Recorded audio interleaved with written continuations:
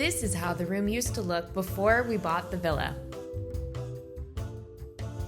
Our original idea was to completely knock down the wall that separated this room from the corridor. Back in December, on our trip to visit family in California, we visited this lighting and furniture store for inspiration.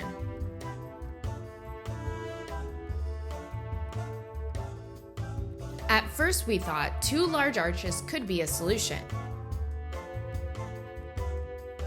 A lot of the old objects and furniture that the previous owner left behind.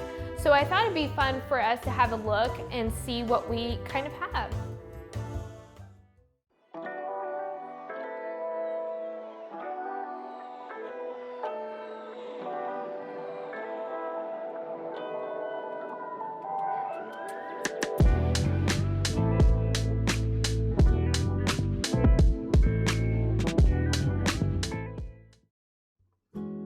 Welcome back to our renovation in Tuscany.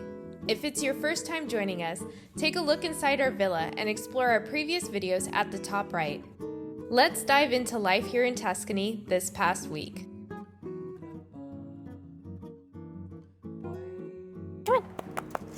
Oh my goodness! Bernie's loving it out here. It's been 1 month since we've moved in and we're still adjusting with everything that's going on. There's a lot of construction that we have ahead of us, but I think the amount of progress we've been able to make in 1 month is pretty remarkable considering we've had so many delays. The inside is really taking form and we're really excited for all the openings that we're going to have to try to make it feel like one cohesive space. In phase 1 of the construction, we've been focused on modifying the ground floor. One of the main spaces we are focusing on is the long garage shown here in the layout. This floor plan is the original from 1964. This is how the room used to look before we bought the villa. It was originally used as a garage to store junk, but underneath all the stuff is a large room that's a total of 63 square meters or 680 square feet. As soon as we set eyes on it, we knew it had great potential, so we decided to open up the space to connect it to the rest of the floor.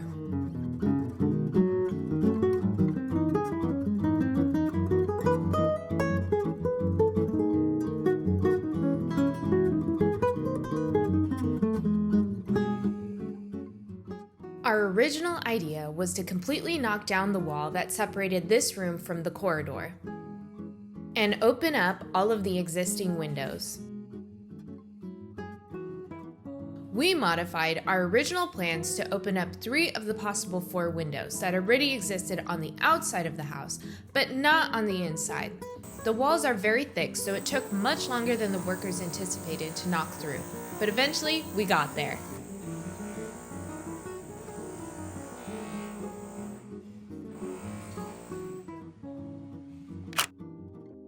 Back in December, on our trip to visit family in California, we visited this lighting and furniture store for inspiration.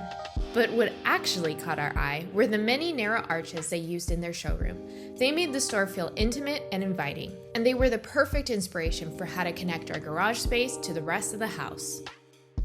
Whenever we travel, we love discovering inspiring spaces and getting a fresh perspective, which is so important since we're so focused on working and don't get out much.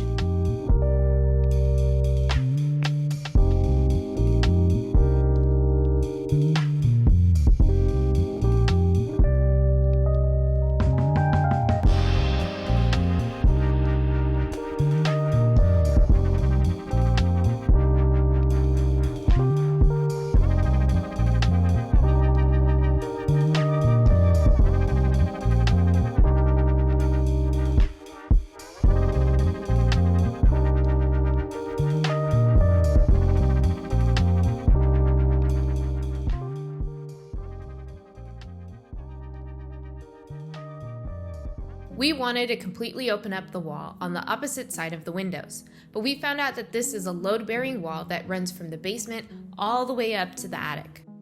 If we wanted to open up this wall, we would have to make a compromise. It would have to be done partially, with multiple openings in the wall. At first we thought 2 large arches could be a solution, but Italy is much like California and is prone to earthquakes.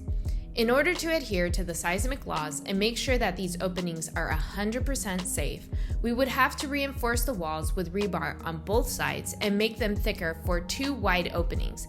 This would take us 12,000 euros above the budget. After our engineer did some recalculating, we found out that we could have 3 smaller openings without going over budget. With our plans finalized for the openings, the workers went to work. The first step was to make small openings to insert the wall supports.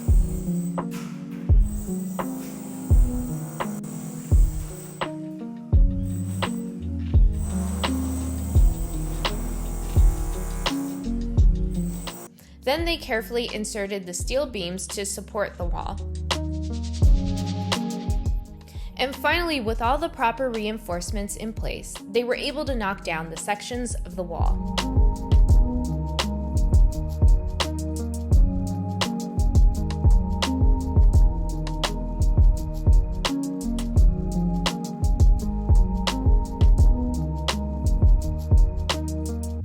We'll show you the finished arches in a future video, so be sure to check back soon. I'm being purposely vague about this because with construction, you never know what will happen.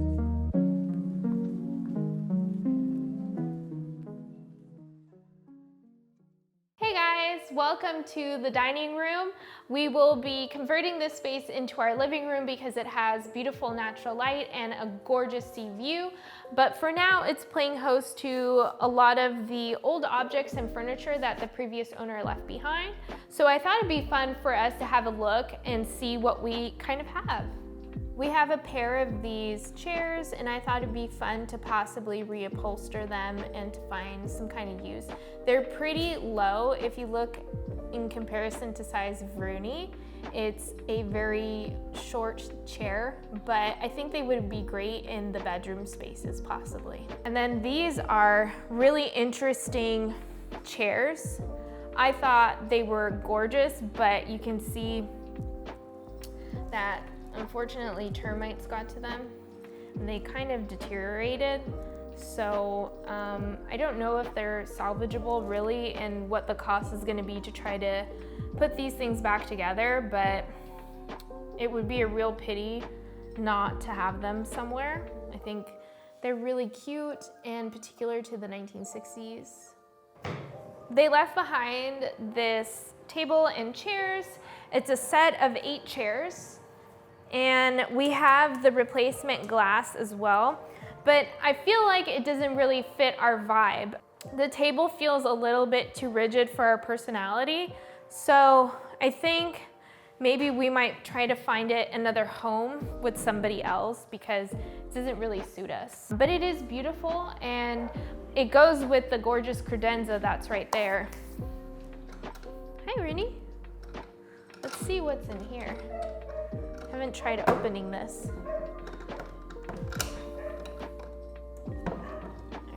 Oh wow, take a look. It has some of the previous owner's china. I thought this was pretty cute. Hi, you're scared? It's from Bavaria. Look, can you see that? Oh wait, there is a marking on it. Oh, there's a tea set and lots of plates. Take a look at those plates. They're all in this style. Silverware, but stainless steel. Oops. Ah! Whoa. Oh, how groovy is that? Look at that. The inside, it's so cute. Oh, it's broken. Dang. Just some other little things that they left. Oh boy, that was sugar. The cabinet seems like it's in pretty great condition. He left some of these crystal pieces. These were some coat hangers, some liquor bottles, original liquor bottles. I broke one of them when I picked it up. It just disintegrated and fell apart and splashed everywhere. Take a look at this chandelier. It's pretty intense. Seems like all the pieces are there, hopefully. This used to be in a bedroom upstairs somewhere, I believe, but I don't think it's made out of leather. I think it's pleather, because, yeah. This was a etching. Oopsies, there's a spider. Let's flip through some of these paintings.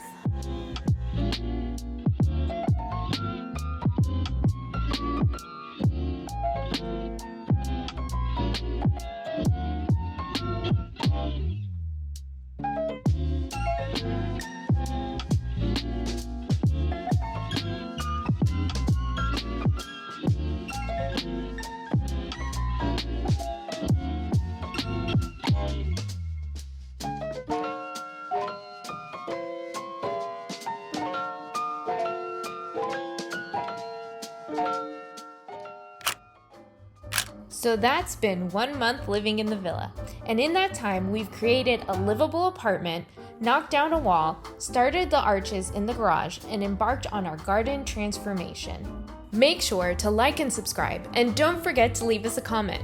We love to hear your thoughts on our villa restoration in Tuscany.